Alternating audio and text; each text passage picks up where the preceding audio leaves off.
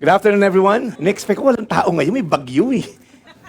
Dami po. Sa mga nanonood online, we have around 8,000 people here in the studio. Well, for those of you who's joining us for the first time, I see some fresh face. Ayan. Kasi halatang halata sa liit natin, ano? So, pero ang dami ngayon dito. Okay? Ba't nandito yan? Okay. Okay. Father's Day pa yun, ha? So, nandiyo mga kaibigan ko from CDO. Ayan, nandito. From Jeju. Ayan, ang diyan sa'yo. BTS, okay? So, nandyan yung mga taga-Jeju natin. Island po yan, okay? Walang visa ang Philippines dyan, ano? Ayan, sa mga taga-Jeju, gusto yung mamitas ng mga prutas dyan. Hanapin niyo itong si Lizer, okay?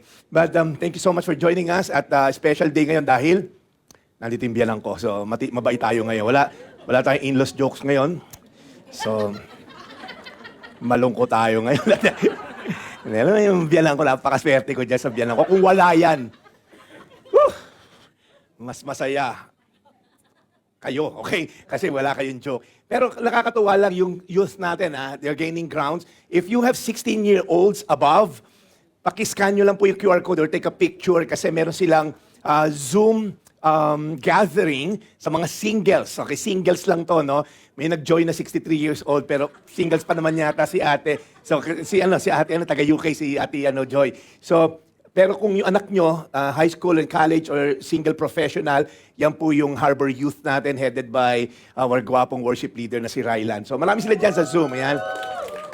Taken na yan. Okay, huwag nyo nang anuhin. Okay, so, yung palakpak nyo, no? Paano maka-join naman sa pang-edad? Kung kayo may maedad naman, okay? Ito naman po yan. I-scan yung QR code na yan. Yan naman po sa WhatsApp community natin. Every Friday naman yan. Saya dyan. Every Friday, kung wala kayong magawa, okay? Mag-join kayo sa amin. Zoom lang naman yan, 8 p.m. May encourage kayo, alright? So, because the goal of our church is reaching every Filipino for Christ, anytime, anywhere. So that's always been the heart. How can we reach every Filipino? And not to mention, there are 10 million Filipinos pala abroad on the average. Okay, mga OFW, sila Rizal naman, mga nakapag-asawa ng mga anyong, mga AFAM. So, yan, 10 million nasa labas ng bansa natin. Imagine ha, okay? And most of them, pag napuntang ibang church, walang makitang local, ibang bansa rather, walang makitang local church. That's why we have an opportunity to reach out to them. In fact, case in point, ito si Joanne, ito po si Ate Joanne, siya ay naka-base sa UK, right? Ito yung anak niya, yung nasa right, ito yung pamangkin niya. And what she did, nakikinig siya ng mga preaching natin dito, sa mga nanonood sa atin sa online. So, na-stumble niya yung ating online. Sabi ko, paano mo nalaman online namin? Sabi ko, Pastor, nanonood lang ako ng Tagalog na mga kanta at mga preaching and then lumabas ka sa screen. Okay, so ikaw na lang pinanood. So sabi ko, buti na lang. Okay, so doon siya lumalim kay Lord, na born again, and then pinapadala niya yung mga preachings natin sa mga kamag-anak niya sa Marikina. Ito yung kapatid niya, saka yung asawa. To make the long story short, umuwi siya this week para lang magpabaptize. Okay? So, praise God, one soul at a time, we're reaching Filipinos abroad. Okay na? Sa UK siya based. So ngayon, babalik na sila UK mag-ina and they carry with them the message of the good news. Di ba? Amazing lang si Lord, ano? So again, scan the QR code. Kung gusto niyo po maging part ng global community natin, we have like 700 plus na nagpapapray, pinagpipray. So maganda po yung nangyayari dyan na ginagawa ni Lord. Again, Anchor Church is not just about the physical church, right? We want to reach out people sa digital space. Kaya nakakatuwa naman po. It's been a very busy week for me. Napakahalaga nung linggo na to kasi nag-birthday Ate Grace nyo. Okay, so yan ako. Yan, kaya sabi ko, napaka-bless ko sa biyanan. Ano, kung wala akong biyanan, di wala akong naging asawang ganyan, di ba? For 30 years, 30 taon na akong gumagaso sa birthday na to. So yung mga requests, no, talagang mapapa-sign of the cross ka talaga. So anyway, so tuwan-tuwa naman kami dahil may mga friends who celebrated with her. So iba't ibang araw lang namin sinelebrate. So it's been a busy week. Nag-dedicate ako ng isang office. A good friend of mine, si Walden Chu, and he owned Coffee Bean and Onos, pero meron silang bagong lipat na isang office, isang company of mga pest control. So I was able to bless the new office. The other day naman, ito naman, yung Sundays, mga beauty clinic, mga kung ano-anong enhancement sa mukha. Walang retoke po ito, natural beauty to, okay? So, yan din. Nakakatawa itong mag-asawa na to. When they were still studying, nag-aaral pa lang sila ng mga derma and mga kung ano-ano mga sa mukha. They're listening to my preaching. College days nila. Yun yung testimony nila. Ngayon may anak na sila. So I feel old. Pastor, college pa lang kami, nakikinig na kami sa'yo. Sabi, 2 years old ba ako noon? So nakakatuwa lang. We launched their company a year ago, but now it's a Thanksgiving party attended by a lot of their clients. So nakakatuwa rin how God is blessing them. So ang daming mga ganap ngayong linggo na to. And then, sama pa, meron naman tayong kaibigan na kapatid ng isang taga-church. So pag nakita mo, parang roller coaster yung emosyon mo. May party, may ganito, tapos bigla may namatay. And talking about death, di ba? Alam niyo, pag nasa deathbed ka na, right? Yung huling hininga mo na lang, ano kaya sasabihin mo? Anybody here, have you ever thought of that? Yung mamamatay ka na lang. Sino kaya hanapin mo? Di ba? Doon, yung pera, nasa baol, yung mga ganun ba? Pinky, ano ba sasabihin mo? Whenever someone is dying, you're reserving your energy. Alright? I researched about the funny last words ng tao. Nakakatawa to. Tingnan niyo itong mga nakakatawang last words, ha? Eto. Guys, videoan niyo ako. Magbabiral to. Okay, so, ayun, nahulog sa bangin. Okay? So, hindi na gets ng iba. Walang mga cellphone to, okay? Yung pagkasabi, namatay na. Ito pa isa. I thought it's edible. Okay, so, okay. Kaya Atinesa lang tumatawa. Walang ang buhay na si Atinesa. Kaya lahat natatawa. Ito, nakakatawa to. Ito. Okay. Ano ikat? Yung red wire ba? Ayan, so, okay. Sabi ng bomb disposal agent, okay. Pinifigure out pa lang iba kung ano yung pinag-uusapan natin. Okay, so mamaya magigets natin yan. Okay, ito po yung mga huling sinabi na, okay, so, ito isa pa to. Relax, napanood ko sa YouTube to. Okay, so, and ito pinaka-funny. Ito, yung zookeeper. Cute little kitty. Okay, yung kinain siya ng tigre. So, but anyway, when you talk about last words, right? Pinaka-importante na last words, right? When you're about to die, di ba? Anything na sasabihin mo may weight. Hindi ka, mamamatay ka na lang, magkukwento ka pa ba? Alam mo, nung unang panahon, siyempre, yung gusto mong sabihin sa mahal mo sa buhay, correct? Kasi nag-conserve ka ng energy, you're about to die, you're hanging on a thread, gusto mong masabi, alright? At ma-convey yung gusto mong sabihin sa taong mahal mo, correct? Now, today we're gonna look at the story of the last words na sinabi sa Bible. Ito yung isa sa pinakamahalagang last words actually. Right? Hindi ito galing sa isang general, hindi ito galing sa Pharisees. Right? I believe these last words, group of words to, isang sentence, these are the multiple sentences. Ito ay isa sa pinakamahalagang last words sa Bible na documented. At ito'y galing sa isang magnanakaw. Yan may katabi mo. Hindi yan magnanakaw, okay? Galing to sa dying criminal. Ang huling conversation niya, actually, nagligtas sa kanya. Imagine, his last words saved him. Right? So hopefully, may matutunan tayo sa kwento na magnanakaw na to, right? I don't know, baka makaka-relate naman tayo kahit di tayo magnanakaw. And today we're gonna talk about this last season finale. Alam mo, Jonathan, nung nasa Shangri-La tayo, sa place yun, that's the first day ng series. Right? That's the first week. Week 1 yon ng Close Encounters. We're now on our 12th week. 3 buwan na pala tayo rito. Okay, 3 buwan na tayo nagre-rent sa lugar na to. Okay, yumaman na tong hotel na to dahil sa atin. Okay, wala nagre-rent na to dati. Okay, sa Sabado eh. But seriously, we're on our 12th week. 3 months na tayo of different encounters ni Jesus, ng tao kay Jesus. So ngayon, pag-uusapan natin itong season finale, right? When grace has the last word. Hindi yung grace na wife ko, okay? We're gonna talk about the crucifixion, right? We're gonna look at the 2 thieves, yung dalawang magnanakaw na to. Paano, pag tinignan mo kasi dalawang magnanakaw, right? Supposed to be 3 yan. Si Barabas yung gitna niyan eh. Kaya lang hiningi nila kapalit ni Jesus si Barabas. Remember? Palayaan niya si Barabas. Ito si Jesus ang palit nyo. So, dapat nandiyan si Barabas. Si Deli Atay-Atayan, binigyan ng pangalan niyang dalawa. Si Hestas, si Judas, Barabas, kung sino man. Hindi nyo kilala si Deli Atay-Atayan? Tanong nyo kay Tita Baby, okay? Tita Baby, alam ko naging kasama mo sa showbiz yung si Deli Atay-Atayan. Kabatch mo yon, okay? So, listen up. Itong dalawang magnanakaw na to, interestingly, yung nasa kanan at kaliwa ni Jesus, listen up, they have a lot of things in common. Una, they were both guilty. Parehong guilty itong dalawang magnanakaw na to. Pangalawa, they were both condemned to die. Okay? Wala yung isa, hindi mamamatay. No. Lahat sila, sentensya nila, mamamatay. They both suffered the same pain. Hindi yung, isa blade lang, isa palakol. Hindi. Parehong sila ng paghihirap na pinagdaanan itong dalawa na to, okay? They were both equally close to Jesus, physically speaking. Hindi yung, mas malayo yung sa kanan. Hindi. Malapit silang dalawa kay Jesus nung pinako sila. They both had equal opportunity as well. Itong dalawang magnanakaw na to. Yet, they will have different eternal destination. Interesting, ano? Last breath mo, katabi mo yung magdadala sa'yo sa langit. Why did yung isa ended up sa hell, yung isa ended up sa heaven? It's interesting to know, right? Kasi kung ikaw, hindi ka pa sure pupunta ka sa langit, may matutunan tayo dito sa magnanakaw na to, right? So may lesson din pala sa mga magnanakaw. Di ba kaya manood kayo ng mga impeachment natin? Okay, hindi. Marami tayong matutunan sa politics, okay? Paano naligtas tong magnanakaw na to? And maybe you're here today, Pastor, hindi ako makaka-relate, di naman ako nagnanakaw. Well, we can all relate to this because this man is in heaven right now, is in paradise, because he did one thing na tama. And my hope and prayer, itong sitwasyon natin ngayon, we can relate to this man because he did something that brought him to heaven. Amen? Ang tanong, alright, paano naligtas, okay, nasa na yun? Okay, paano magamitin to? Okay, paano naligtas tong tao na to? And hopefully, we can learn something. So, tingnan natin yung story.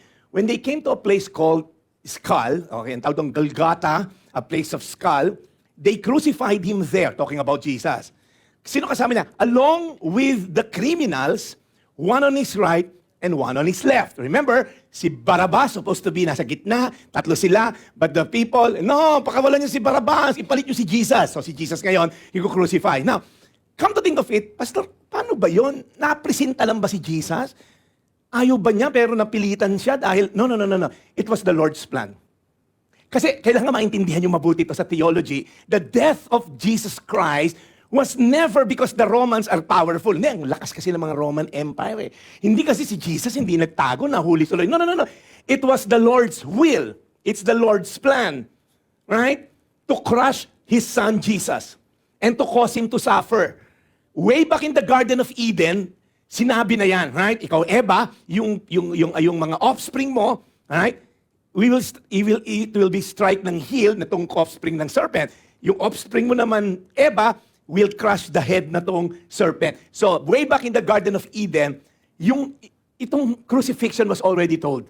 Hindi pa na-invento ng mga Persian ang crucifixion. It was said in Isaiah, He will be hung on a tree. So, pinlano na to ng Diyos way before, right? Mangyari to. Kasi pag hindi, ang dating, si Jesus pala natalo ng demonyo, no?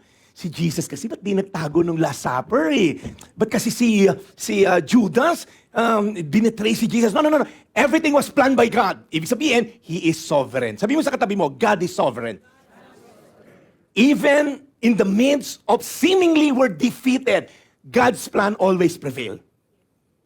So ikaw ngayon na parang feeling mo, wala nang pag-asa tong marriage na to. Wala nang pag-asa tong negosyo na to. Wala nang pag-asa tong buhay na to. No. As long as you're aligned with God's will, everything is according to God's plan. Amen? Kinukrucify na si Jesus. Tignan mo sinabi niya, Father, forgive them. He's being mocked. Inuhusgahan siya, ini-slander siya, minamock siya. Sabi ni Jesus, Father, patawarin niyo sila, for they do not know what they're doing. And what they did, they divided up His clothes by casting lot. It was prophesied all the way, hundreds of years before, na yung damit ni Jesus will be cast and will be divided by yung mga nagpahirap sa Kanya. So pag tinignan natin, it was planned, it was prophesied, and it's happening before their very eyes. Now, what is crucifixion? It was invented by the Persian, as you always hear me say, na perfect na mga Romano. Sobrang galing na Roman. They found a way on how to kill you. Sobrang sakit, kaya there's a word invented, excruciating, galing po yun sa word na crucifixion. It was so humiliating, mostly nakahubot-tubad, pag pinapako sa krus, si Jesus, they left an underwear, pero you're exposed, at babiyahe ka, yung paribulum na tinatawag, yung pahaba ng cross, bit mo, ipaparada ka sa buong lugar kung tagasan ka, yung Via Dolorosa. If you've been to Israel, papasyal ko kayo doon, yung Via Dolorosa na nilakaran ni Jesus, they're gonna expose you. Right? Yung mga kapitbahay, oh my gosh, nahuli si Harold. Hindi kasi nag-iingat eh. Kinalaban yung mga Romano. So you're gonna be exposed sa lahat ng kamag-anak mo. Carry mo yung beam, and then nilalatigo ka, hindi mo kakayanin, dadapa ka, yung post nakatayo na ron sa skull, sa mountain of skull, doon ka ipapako. Are you getting the picture? Because the goal of the Roman Empire is to humiliate you. If it happens today, it will be along EDSA. So pag nakasakay ka sa bus, oh my gosh, napako si Junjun! Kitang-kita ka. Right? So, nakapako. O si JP, nahuli pala. You will be exposed in humiliation, severe pain. You're gonna die of asphyxiation. Kung ano mo spelling lang, hindi ko alam. Yung hindi ka makakahinga. Kasi you're nailed here, you're nailed sa feet mo, carry mo yung buong katawan mo. When you want to inhale, yung buong paa mo, lumalagotok yung pako. There was may nahukay na 7-inch nail na still attached dun sa paa. May nahukay lang recently, 1940s. So yung paa mo nakapako. So pag huminga ka, itutulak mo, sobrang sakit. Pag nag-exhale ka, ito namang kamay mo yung nakabubuhat sa weight mo. Kaya ka sa tulad namin overweight, madali kami mamatay. Hindi na ka makakahinga. Hindi na, sila Ate Net, kaya itulak na to. Sa Ate Net, baka mga 3 buwan tuma sa krus. Kaya ko huminga. Nagsusumba pa to sa krus. Woo! Wala na ba? Ako, pero sa amin dito, you're gonna die. Kasi hindi mo na kaya yung weight mo. Kaya pinalo yung lulod ng dalawa because they're Jew, hindi pwedeng iwanan. Sabat na, Bibi, isa ka pa, madali ka mamamatay. Tawa ka ng tawa. Isa pa to, segundo ka lang. Marvin, itong asawa mo. Hindi na makakahinga, alright? Kaya pinapalo dito para ma-break na yung bones, hindi ka na makapush. Are you following? Kasi kung bali na yung ganito mo, wala na, mamatay. Si Jesus, sinibat dito because the Bible says, walang broken bones sa anak niya mangyayari. Jesus was never punched here ng sword. Yung dalawa lang, para hindi na makatulak. I get into the picture. You're exposed sa public. Humiliation, excruciating pain, pinapainom pa ng tubig para tumagal-tagal ang buhay mo because papakita nila, don't mess with us. That's just the message of Rome. Spartacus, together with it, around 6,000 men. They collaborated to fight against Rome. Nahuling 6,000 men, naubusan na ng kahoy para ipako sa krus yung nag-treasons against Rome. So, it's just a show of force. Don't mess with us. Yun lang. Para hindi mo labanan yung mga Romano. Now, the people now stood watching. And the rulers, the Pharisees, itong mga nagplot para papatayin siya, magugulo to. May paksyon dyan sa mga naiwan, pero nag-join forces sila, the Pharisees, the Sadducees, alright? Yung mga yan, nagsama-sama, and they sneered Jesus. Sabi nila, he saved others, let him save himself. Kung talagang Diyos ka, kung talagang Messiah ka, the chosen one, iligtas mo yung sarili mo. So they were sneering, they were scorning. Now, hindi lang sila, pati mga soldiers. They came up, and look at the word, they mocked him. Inofferan pa siya ng wine. Again, I don't know if it's a long shot, pero someone said, mga biblical scholars, I'm not sure, kasi wala naman sa Bible to, about what really is that what's really happening here, yung wine with vinegar na may stick. Pagpunta nyo ng Israel, Jonathan, nakita mo yun, di ba? May mga public toilet. So, isang halera lang siya na may mga butas. So, pag nagsisiyar ang mga lalaki, uupo lang. Tapos nagkukwentuhan, kumusta, bibili ka ba? Ganon. So, sisiyar lang sila. And then may running water. It's still there. Pagpunta nyo, nandun pa to. Merong running water sa harap. And meron silang sponge. Kumain naman na lahat, ano? Okay, so yung Harbor Kids sila hindi kumakain. So if they want to wash yung sponge, yung ano nila, kakawin nila, and then para mamatay yung bacteria, lalagay sa vinegar. Para antiseptic o ano man yun, alright? So yung sponge sa vinegar para mamatay yung mikrobyo. Well, some scholar says, yun yung tinakbo ng soldier para mamak si Jesus, kinuha yun, sinulaksak sa bibig ni Jesus. Well, again, might be true, but that's just the case. Kasi hindi tubig ang binigay, wine vinegar, a stick, sinawsaw sa hyssop stick, and then sinulasok sa bibig niya. And then they're saying, oh ano, if you're the king of the Jews, edi ligtas mo yung sarili mo. Wow. If you are the king of the Jew, kala ka ba hari ka? Again, to us kasi, listen up, this is very important. Sino may pendant na krus ngayon? Namimigay ako, sino gusto ng projector kung meron ka ngayon? Yung pendant na krus, fashion statement ngayon, right? Not back then. Noong unang panahon ni Jesus, yung cross is a sign of defeat, is a sign of pain, is a sign of a loser. Pag may cross, ayan, napako sa cross. Hindi nga katulad ngayon na fashion statement yung cross, ang ganda bling-bling, walang ganon. So whenever someone is at the cross, you're a loser, you're defeated, you're nothing, you are a worse criminal because it's only reserved for worship criminal. Are you following? Now, one of the criminals, yung isa sa mga magnanakaw, who hung there, hurled insult at him. Alam mo, bilib din ako sa magnanakaw na to. Pare, pag pinako ka sa krus, ang hirap pagsalita. Kung si Ate Net, kayang-kaya niya, ipagkwentuhan pa, kumusta ka na dyan, mamu, okay naman kami dito. silang mag-ina nagkukwentuhan daw. Kasi magagaan sila eh. Kaya ko huminga na walang push, okay? Imagine niyo to. Hirap na hirap huminga. Nag-hurl pa ng insult kay Jesus. Ano sabi niya? Aren't you the Messiah? Messiah ka yata eh, okay? Save yourself. And also save us. They're mocking Jesus, right? But they're not, hindi naman talaga gusto nila ma-save o naniniwalang kaya siyang i-save. No, they're just mocking Jesus. Insulting him. Oh no, akala ko Messiah ka. Nakigulo lang siya. But the other criminal, the other thief, rebuked him. Wow. Gumanda yung plot, pare. May plot twist dito. Alright? Sabi dito, shut up. Hindi, sinabi niya. Okay, hindi, kung ako lang yun. Kung ako yung nagsulat ng Bible, yun ang sasabihin ko, shut up! Nakaganon pala. Okay, sabi niya, don't you fear, hindi pala gagano kasi nakapa ako, ginano lang niya, don't you fear God? Jesus, ikaw, tumayo kang konti. Ikaw. Kasi si Jesus nakaganon. Ako ba? Hindi, Jesus, sumuko kang konti. Ikaw! Kilala kita! Nagnakaw tayo nung araw ng bangko. Hindi ka ba natatakot dito?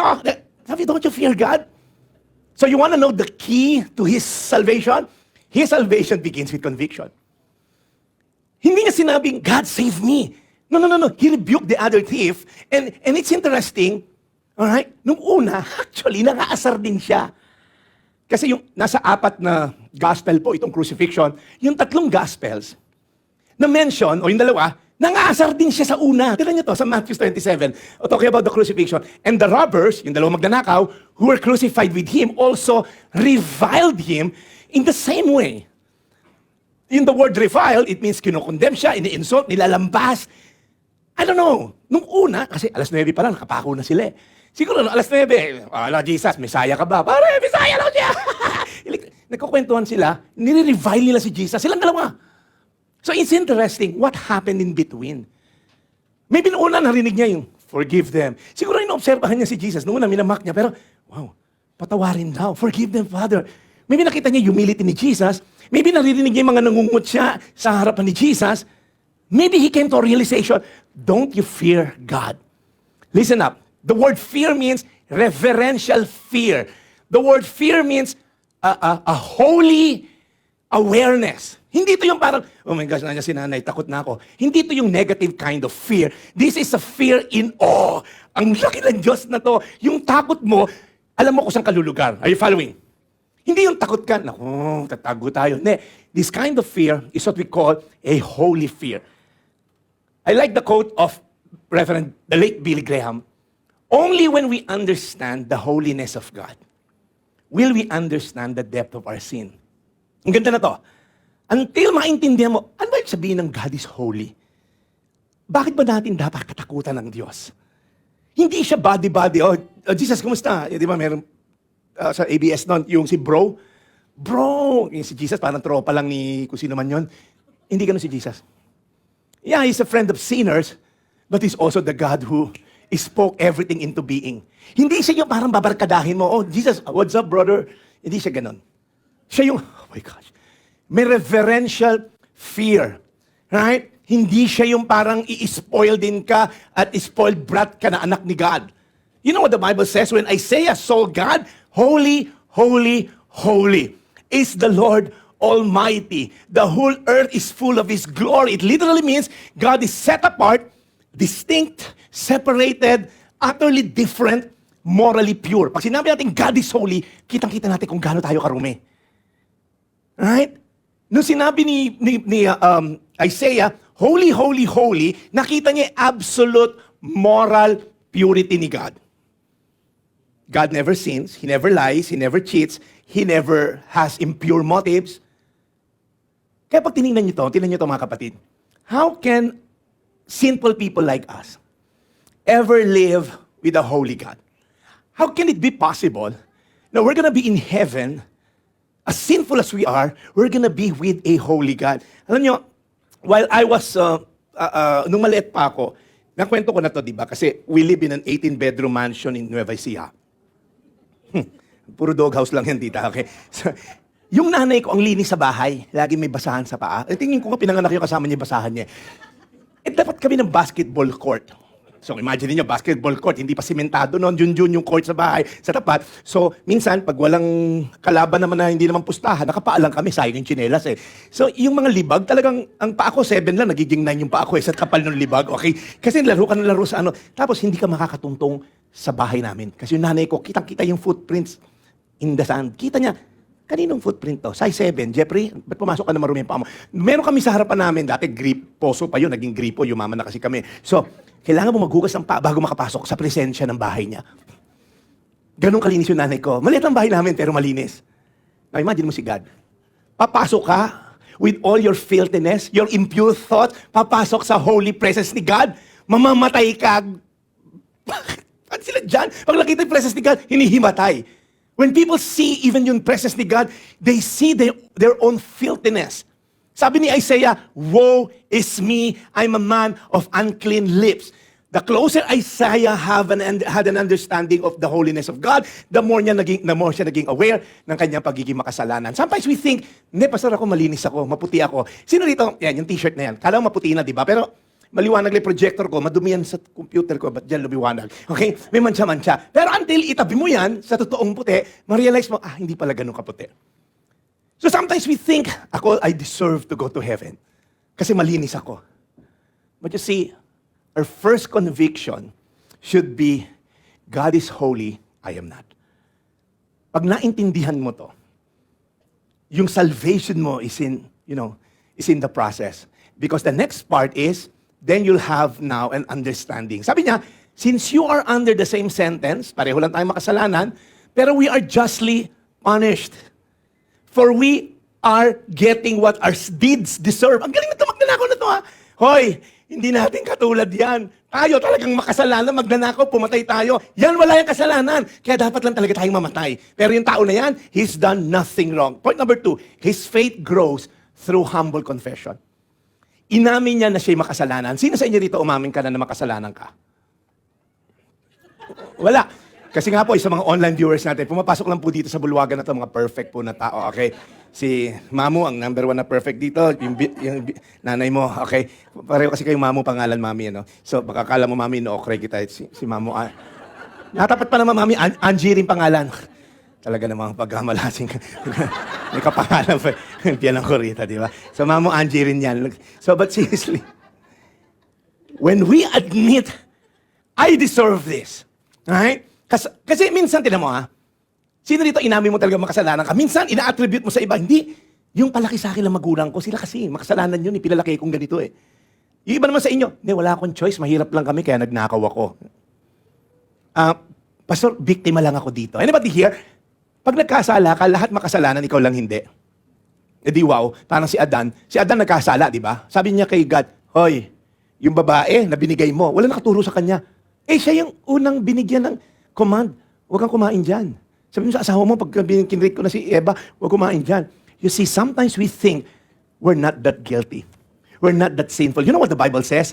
For all have sinned and fall short of the glory of God. Yun may katabi mo. Makasalanan yan. Pastor, ang cute eh. Hindi, cute na makasalanan yan. Nandiyan ba si Rafa? Hey, Rafa! Si Rafa, 3-year-old na to, no?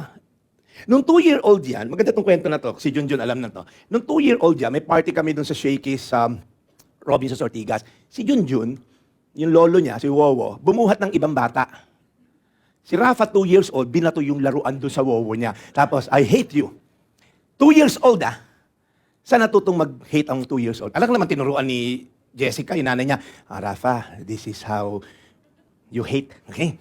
Pagka nakakita ka may ibang buhat yung lolo mo, magalit ka. Hindi ka nako-comprehend yan. Eto, ganito, Rafa, ganito, mainggit ka. Kasi 3 kasalanan agad ginawa niya eh. Envy, jealousy, hatred. Sabi ko, 2 years old. Kasi, the Bible says, Psalm 51:5, we are sinful at birth the moment our mother conceived us. Hindi nung pinanganak ka, makasalanan ka. The moment ka nagka-heartbeat, makasalanan ka na. The Bible says, through one man, sin entered the world. Hindi mo kailangan turuan magkasala yung bata na yan. Makasalanan yan. Yung Harbor Kids natin, punong-puno na makasalanan yun. Dito lang wala. Kasi nga po, na perfect na po ito. Itong mga nandito, glorified body na po itong mga nandito sa audience ko. So yung mga nandyan sa kung sa man lupalop ng mundo, para sa inyo po ito. But seriously, when we think, I'm not sinful, when someone asks you, paano ka mapupunta sa langit? Kasi I'm good, talo ka na. When start with I, talo ka na. I'm good, I'm worthy, wala. Because no one is good. Now, look at this man. He admitted his guilt. We deserve this. He admitted his judgment. We're punished justly. He admitted his helplessness. Jesus, tulungan mo ako. Lahat tayo makasalanan. Ano ba yung sin? Well, tingnan natin. Kasi sabihin nyo, Pastor, hindi mo na ako nagnanakaw, hindi ako makasalanan. Well, sin is any failure to conform. Saan? Sa moral law of God. Sa paano paraan? Sa act. Nagnakaw ka, pumatay ka. Sa attitude. Prideful ka, may envy ka, may jealousy, mga invisible to. And then by nature, kahit tulog ka, makasalanan ka. Tignan mo katabi mo, di ba tulog yan? Makasalanan yan. Gisingin mo, sabi mo, hoy, makasalanan ka. Okay? So pag sinabi mo, Pastor, hindi naman ako nagmumura. Okay lang. By nature, we're sinful. Pastor, hindi ako nag-rape, hindi ako nagnakaw. Okay lang. We miss out everything. You know the word sin? The Greek word hamartia. Hamartia, it means missing the mark. May bullseye. Okay? Lahat ng tama mo. Ano ba George tawag dun sa mga tama na hindi na bullseye? Flyers. Okay, kasi national team yung anak niya si George sa archery. Lahat lumipad lang, hindi tumama ron sa bilog. So when you feel, ako mabait akong anak, hindi ka mabait na anak. Ako mapagmahal na asawa, hindi ka mapagmahal na asawa. Apart from having Christ, yung love mo will always have condition. Sino rito yung best friend mo, kaibigan mo? Nung siya niligawan ng crush mo, in-unfriend mo na. Hindi ka totoong mabait. Sabi mo sa katabi mo, akala mo lang. We're not good. Because the Bible says, no one is good. Hindi ka maggagamot hanggang di sinasabi mo wala kang sakit, di ba? I mean, how can the doctor heal you or fix you kung pagpunta mo sa doktor, wala naman akong sakit? Kaya yung doktor, hilong-hilo rin siya, umubo ka, ubo. Ubo pa. Isa pa, ubo. Ano sakit ko, Dok? May ubo ka. Sa pang labo naman. Talagang pinaubo mo eh. So when you don't come with all the humility, then we'll have a problem. Kung lalapit ka kay God, ilalapit ko lang sa misis ko kasi yun talaga may issue eh. Makasalanan siya. Sabi ni Lord, pareho lang na kayo. You're on the same boat. For all have sinned and fall short of the glory of God. We're all sinful. Baka ako pinaka-sinful sa inyo rito eh. But praise God, hindi tayo saved by works. Until sin becomes serious, grace will never become precious. Kung feeling mo, hindi naman to kasalanan. So, hindi mo siseryosoan yung grace ni God. In fact, God, yung grace mo, ibigay mo na lang sa iba kasi mas makasalanan yung kaibigan ko.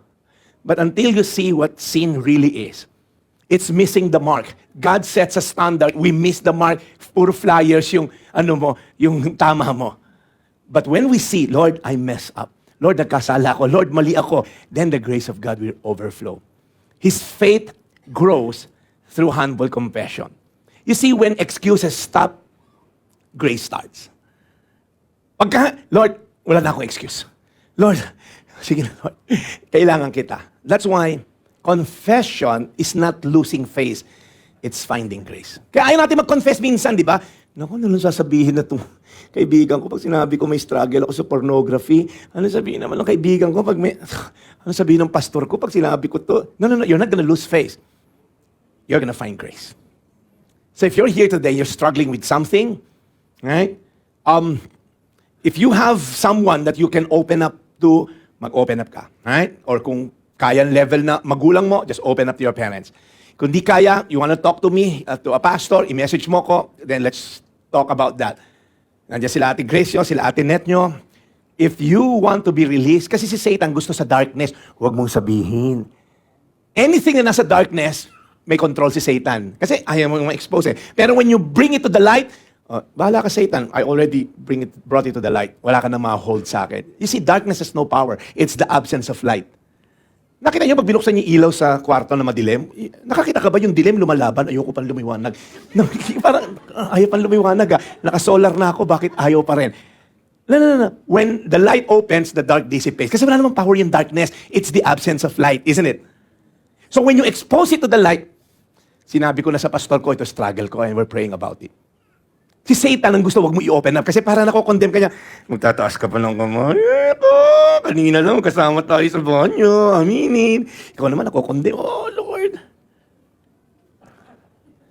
Then let's end this. Then he said something really weird. I'll tell you why it's weird. Sabi niya kasi, Jesus, okay, ngayon lang siya lang hingi, remember me when you come into your kingdom. This doesn't make sense sa ating mga, ano ba sabihin yan? Well, what he's simply saying is, you're not gonna die, you're gonna be king as you claim na kiniklaim mo na ikaw ay king. Now, here's the problem. Walang pinako sa krus na nabuhay. Of course, before Jesus, wala pa. Because the Romans will make sure, pag pinako ka sa krus, mamamatay ka. Kasi hindi pa pwede nagiinuman kayo dyan. Parang nung araw, pinako ako ng mga Roman. Kainuman mo si Kuya Alan, di ba? O parang yung nangyari sa'yo, paano ka nakatakas? Parang tinanggal ko yung pako, tapos ginamit kong pogo stick yung ano. Lakad-lakad ako sa ano.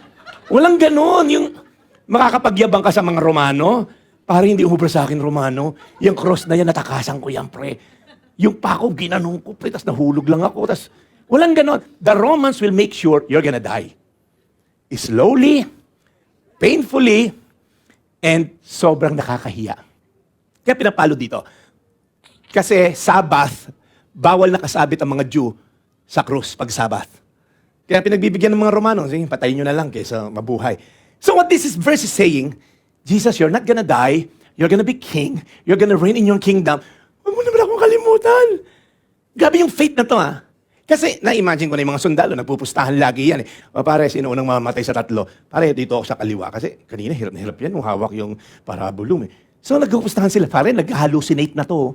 May kingdom daw tong sa gitna. And laki-laki ng batong i-cover natin sa tomb niya. Are you following?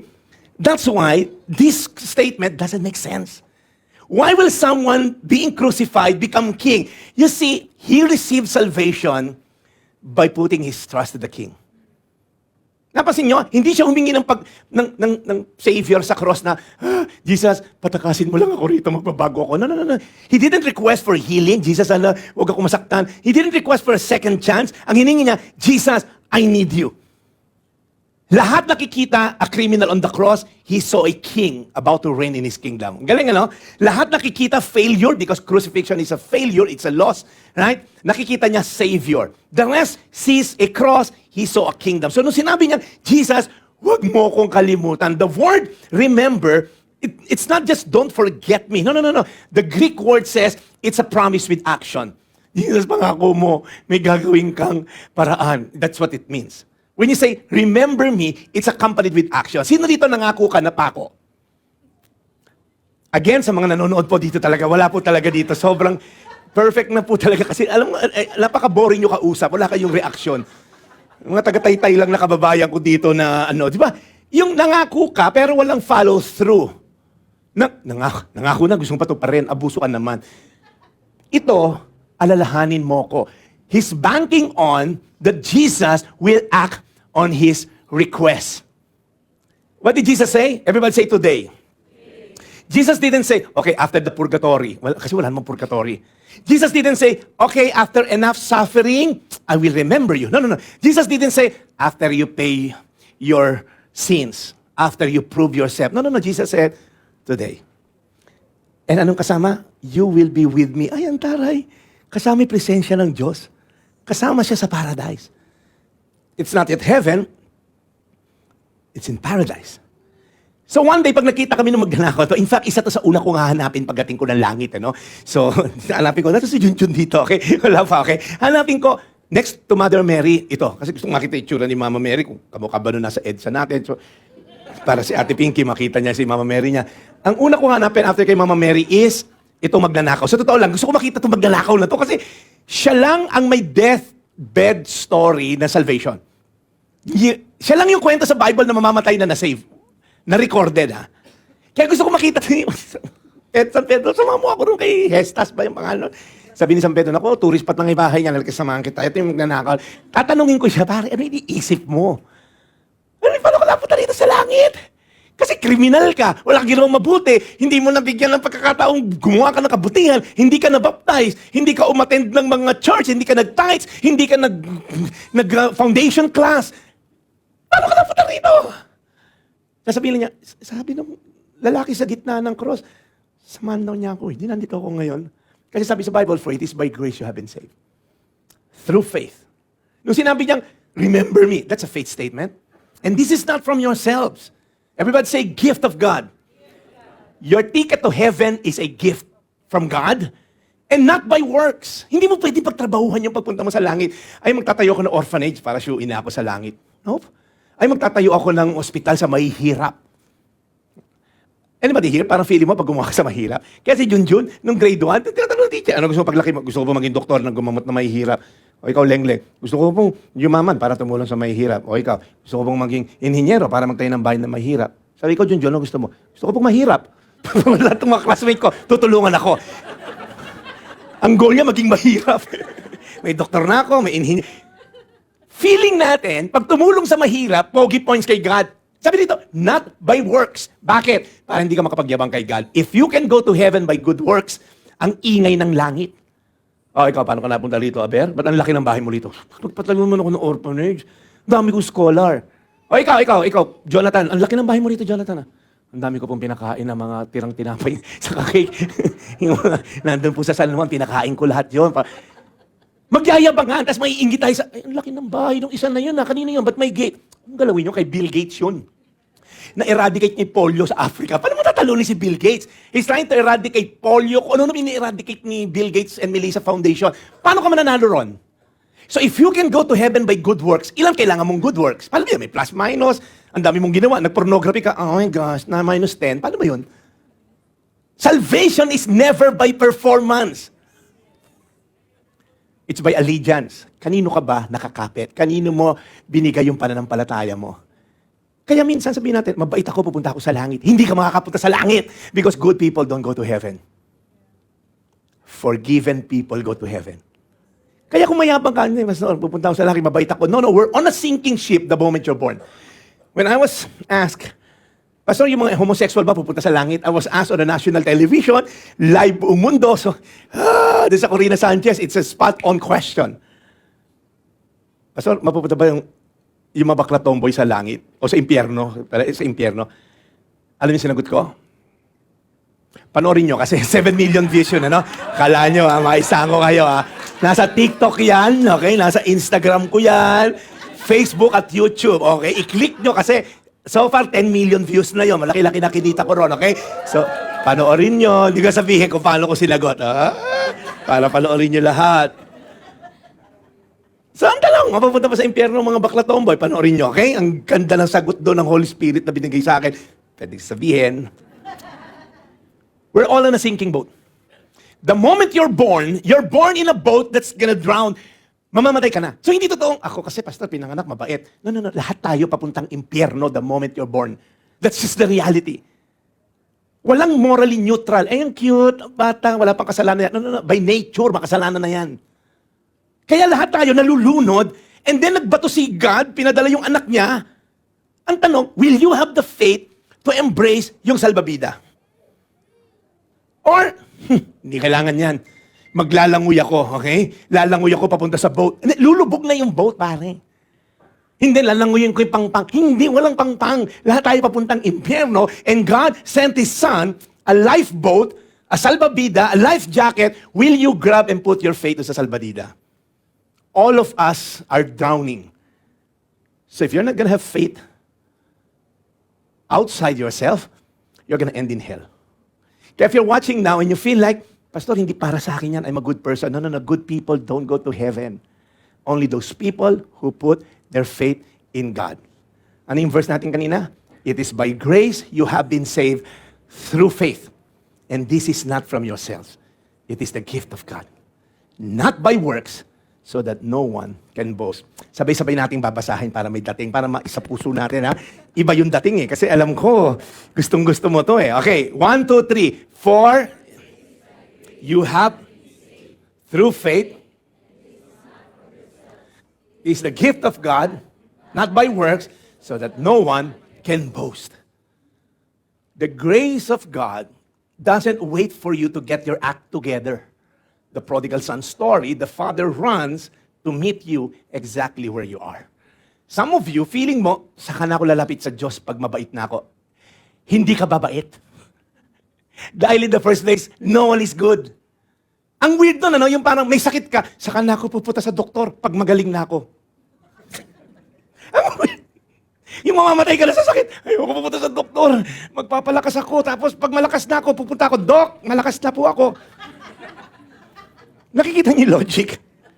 When we come to God, na we feel, si Ate Nessa, ito kasi sa NKTI to, ang dami na tong mga, ang dami GL na to si Ate Nessa. Ikaw talaga, Ate Nessa. You see, if you come to God, na feeling mo, I don't need fixing because you're perfect, you can see the sin. Lalayo ko dyan. Ito kasi ayoko mo kasalanan. Perfect ako, God. Lalapit ako sa'yo. Yung pride mo, number one issue agad. You don't come to God when you're perfect because no one's perfect. We're being perfected. Good works is the fruit of salvation, hindi siya root of salvation. It's a mark of salvation, not a means to salvation. Magpapakabait ako para maligtas ako. Mali! Niligtas ka ni God. Then good work is part of why He created you in the first place. Grabe, no? Nakakatuwa lang. Religion says, do this, do that. Jesus said, it's done. Religion says, do. Jesus said, done. It is finished. Aren't you glad that we have a God who came from heaven to earth? The rest of the religion, puro patay ng Diyos nila. From Muslim, lahat. Sa Buddha, puro patay na yon. Only Jesus Christ came back from the dead, rose on the third day, so that you will know when I put my trust in this God, I'm not going to end decaying. I'm going to be resurrected so that I will be with Him throughout eternity. Amen? Let's all stand as we partake communion. But, mamaya natin sagutin yan. I want to ask the music team to come here on stage.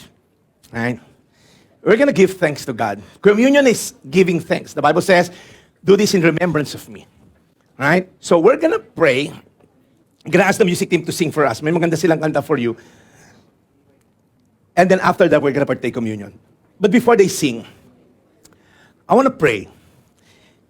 Magdadasal lang tayo kasi meron tayo minsang mga preconceived idea na pinanghawakan natin totoo kahit hindi naman biblical. Una, that you're a good person. Or sometimes we feel I'm a better person than the other. No. How will you feel if God told you you're in the same boat as Hitler? I mean, that guy killed around 7 million Jews. Ikaw, ano ba pinatay mo? Ilaw? Ano ba? Langgam? Lamok? And then you're gonna be in the same boat as Hitler? Sobo ko naman, Lord. Well, that's just the reality. We're in the same boat.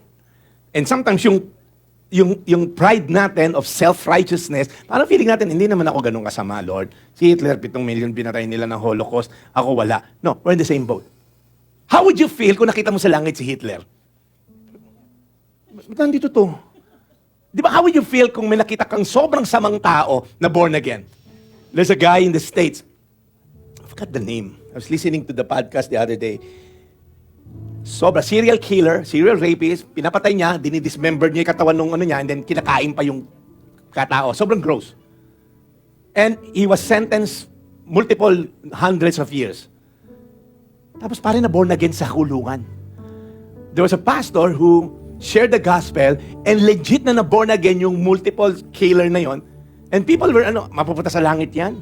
So sometimes we have this moral superiority to others because we feel, deserving niya yan, ako hindi. Well, bad news. We're all on the same boat. We're all headed to hell. We are all in need of the saving grace of God. There's no such thing, ikaw level 1 ka lang kasi mabait ka naman, wala kang napatay. No. We're all on the same boat. We're all sinners. But thanks be to God, He sent His Son to die for you and me. Lord, we commit this time to you. As we're gonna worship you through this song, we're gonna give thanks of what you did on the cross 2,000 years ago. And we're gonna remember it, Lord God, through communion. Lord, we're so grateful, Lord, yung ginawa mo sa krus for dying for our sins. Pero Lord, hindi nagtatapos yun. You rose again from the dead. On the third day, you resurrected, showing that death and sin has no power over you. Kaya kami rin, Lord, our greatest enemy, sin and death, you've conquered them both. So Father, right now, yung assurance of heaven is not just a wishful thinking. It is the reality of your saving grace. Lord, tulungan mo lang kami, Lord, na maintindihan pa namin ng lubos. Pag sinabing ikaw ay holy, a greater understanding of your holiness gives us a greater sense of awe and fear. Na, oh my gosh, ba't ba ako nagsisinungaling? Ba't ako nagnanakaw? Ba't ako nagmumura? Ba't ayaw ko magpatawad? When we see how holy you are, and yet you save us, na hindi naman deserving, Lord, our response, as you said in your word, it's your kindness that leads us to repentance. So Lord, today we ask, Lord, lead us to repentance. Lord, yung kabaitan mo, Lord, ipaunawa mo sa amin. Yung holiness mo, Lord, ipaunawa mo sa amin. Para hindi namin sayangin yung grace na available sa amin. Sabi, Lord, sa Bible, the grace is not there para abusuhin namin. So that we can keep on sinning. May grace naman pala. Magsala na lang ako, magkasala na lang ako para araw-araw. But Lord, grace should not lead us to sin more. But it should lead us to have an understanding, I'm offending a holy God, kaya ayoko na magkasala. So Lord, today, may we enjoy that grace. And may we be thankful, Lord, sa kabutihan mo. In Jesus' name. From the Lord, what I also pass on to you, the Lord Jesus, on the night he was betrayed, took bread. And when he had given thanks, he broke it and said, "This is my body, which is for you. Do this in remembrance of me." In the same way, after supper, he took the cup, saying, "This cup is the new covenant in my blood. Do this whenever you drink it in remembrance of me. For whenever you eat this bread and drink this cup, you proclaim the Lord's death until he comes." One day, the Lord Jesus Christ will come again. And until that day comes, we will always be grateful of what he did on the cross. Tayo pong lahat, as I mentioned kanina, kung hindi siya bumaba sa lupa to intervene sa history, we're all hopeless. We're all just gonna enjoy life hanggang mamatay tayo, and then we're all gonna end up in hell. But thank God, when Adam and Eve failed, they tried to cover their shame and guilt. Nagtahi sila ng lips because they want their sin and shame para matakpan. So the Bible says they sewed, nagtahi sila ng fig leaves. But when they're about to leave, God did something. The Bible says he gave a garment of skin to Adam. He removed the leaves and gave an animal skin. An innocent animal needed to die to get the skin to cover their shame and guilt. As an innocent lamb, right, needs to shed his blood to cover their shame and guilt. Then thousands of years after, the perfect Lamb of God, Jesus Christ, shed his own blood at the cross to once and for all cover your shame and guilt. The Bible says we were clothed with righteousness. Not because of our own righteousness, but because of Jesus' righteousness. What he did on the cross. Kaya ikaw ngayon, na parang pakiramdam mo, parang ang hirap ng buhay. Ang hirap yung damdamin mo, yung puso mo, yung isipan mo. Maybe you have an incomplete understanding of what Jesus did on the cross. He saved you and me. He redeemed you from death. He gave you a brand new life. Kaya as we partake of this bread and we're gonna drink of the cup, let us be reminded, your greatest need from saving sin and death, Jesus overcame. He conquered sin and death. So yung mga problema mo ngayon, I'm not saying na yung cancer mo, small time lang yan. But come to think of it, your ultimate problem has been solved by God. And if you put your faith in Him, everything's settled. Amen? Lord, we want to thank you. As we partake of this bread, we're saying we are part of what you did, Lord God. We are recipient of what you did on the cross. We are now saved because we trust you. Your finished work, it is done. It is finished. So today, Lord, as we partake of this bread, we're saying, Lord, thank you for this. We will partake of the bread.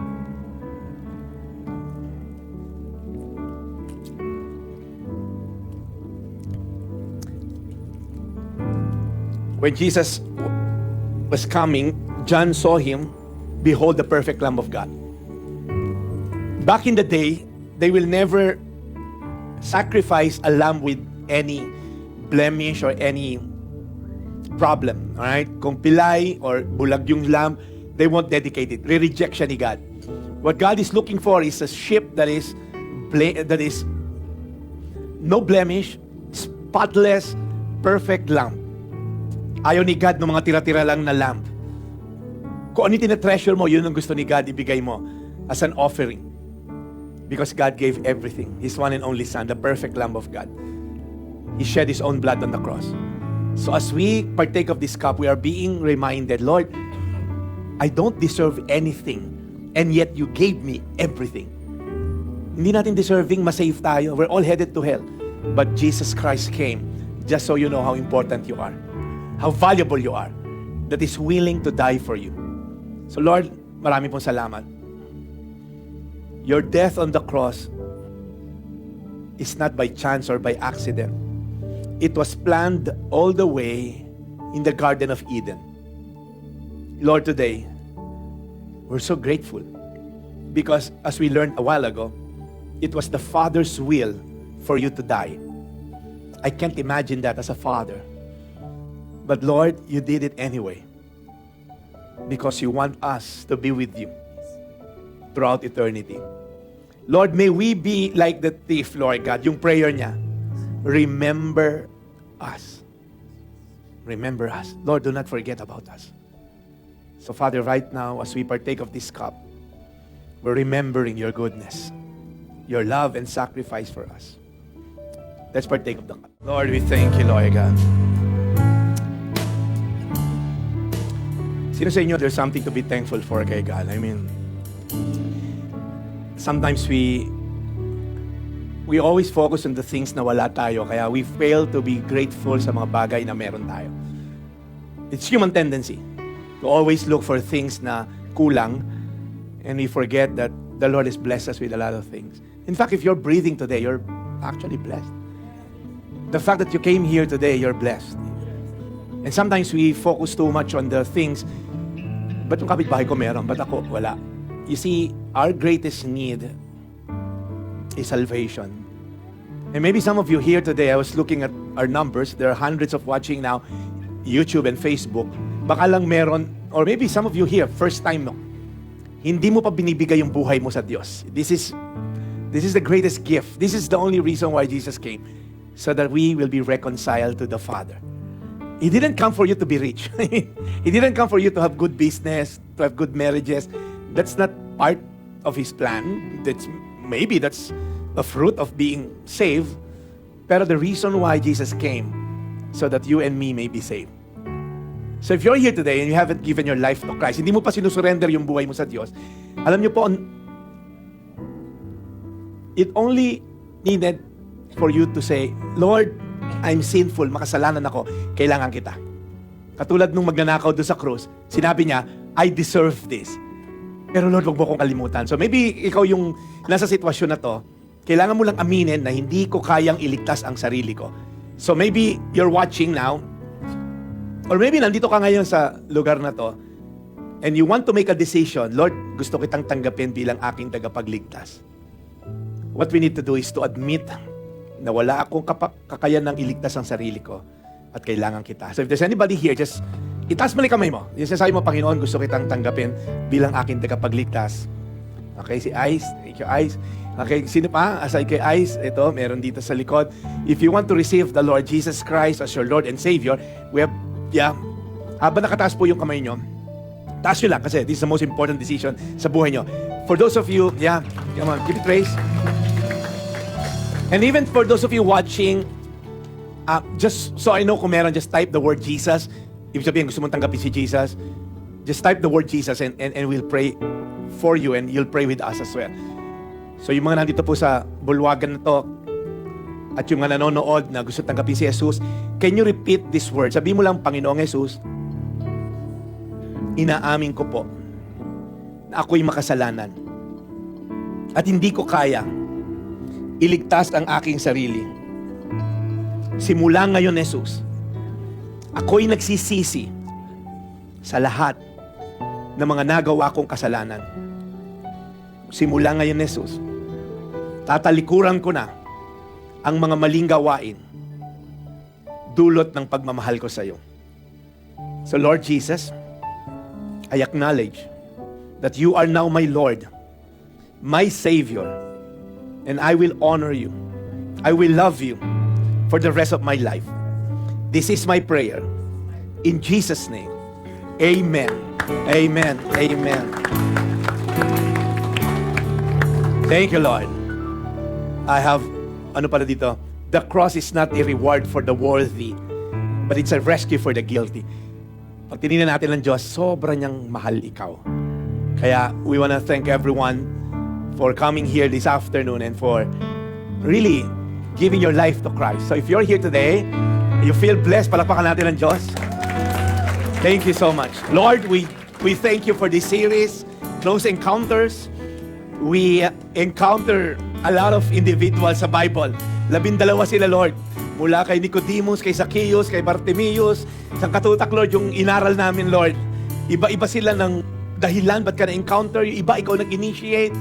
Lord, yung iba na nilapitan ka, but ultimately, Lord, it's you who gave them, Lord God, the desire to get to know you. Sabi mo, no one will draw to me unless the Father draws them. Kaya, Lord, yung mga kwentong Biblia na to na na-encounter ka, Lord, nawa pag ma-encounter ka rin namin every day of our lives. So, Lord, we would just want to thank you for a fruitful series for 3 months.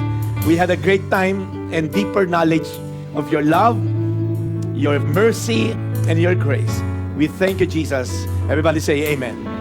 All right. God bless you, and we'll see you next week.